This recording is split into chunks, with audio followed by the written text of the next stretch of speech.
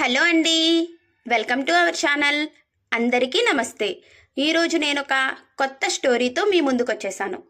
ఒకరోజు మా నాన్న తనని పట్నంలో జరిగే ఒక సమావేశానికి తీసుకెళ్ళమనడంతో ఎగిరి గంతేశాను. ఎలానూ పట్నం వెళుతున్నాను కాబట్టి మా అమ్మ తనకు అవసరమైన సరుకుల లిస్ట్ ఇచ్చింది. రోజంతా పట్నంలోనే ఉండాలి కనుక కార్ సర్వీసింగ్తో పాటు ఇతర పనులు కూడా మా నాన్న అప్పగించారు. ఆ ఉదయం మా నాన్నను దిగబెట్టాక సాయంత్రం 5 గంటలకు పనులన్నీ ముగించుకుని ఇక్కడికే రా అని అన్నారు మా నాన్న. హడావిడిగా పనులన్నీ ముగించుకొని నేరుగా దగ్గరలోని సినిమా హాల్కి వెళ్ళాను. సినిమాలో లీనమవడంతో సమయం గుర్తుకు రాలేదు. సినిమా అయ్యేసరికి 5:30 అయింది. నేను గ్యారేజీకి పరిగెత్తి వెళ్ళి కార్ తీసుకొని నా కోసమే ఎదురు చూస్తున్న నాన్న దగ్గరికి వెళ్ళేసరికి 6:30 అయ్యింది. ఎందుకు ఆలస్యమైంది అని నాన్న కంగారుగా అడిగారు.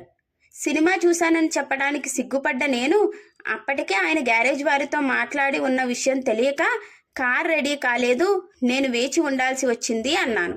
అబద్ధం చెబుతూ పట్టుబడ్డ నాతో నిజం చెప్పే ధైర్యం లేకపోయింది నీకు. నిన్ను పెంచడంలో నేనేదో తప్పు చేశాను. నేను ఎక్కడ తప్పు చేశానే తెలుసుకునేందుకు 18 మైళ్ళు నడిచి ఇంటికి వెళ్తాను. సూటు బూటు వేసుకుని దర్జాగా ఉన్న ఆయన చీకట్లో దీపాలు లేని ఆ గతుకుల రోడ్డు మీద నడవడం ప్రారంభించారు. ఆయనను వదిలి వెళ్ళలేని నేను బుద్ధి తక్కువగా నేను ఆడిన అబద్ధం వలన ఆయన అనుభవిస్తున్న ఆవేదనను చూస్తూ 5:30 గంటల పాటు ఆయన వెనకే కారు నడుపుకుంటూ వెళ్ళాను. అప్పటికప్పుడే అక్కడికక్కడే ఇక మళ్ళీ అబద్ధం ఆడకూడదని నిర్ణయించుకున్నాను. మనం మన పిల్లలని తిట్టి కొట్టి శిక్షించే పద్ధతిలో ఆయన నన్ను శిక్షించి ఉంటే ఆ శిక్షను అనుభవించి మళ్ళీ ఎప్పటిలాగా అదే పని చేసి ఉండేవాడిని. కానీ ఈ ఒక్క అహింసా చర్య ఎంత శక్తివంతమైనదంటే అది నిన్ననే జరిగినట్లుగా అనిపిస్తుంది. అహింసకున్న శక్తి అటువంటిది. థ్యాంక్ యూ ఫర్ వాచింగ్ అండి.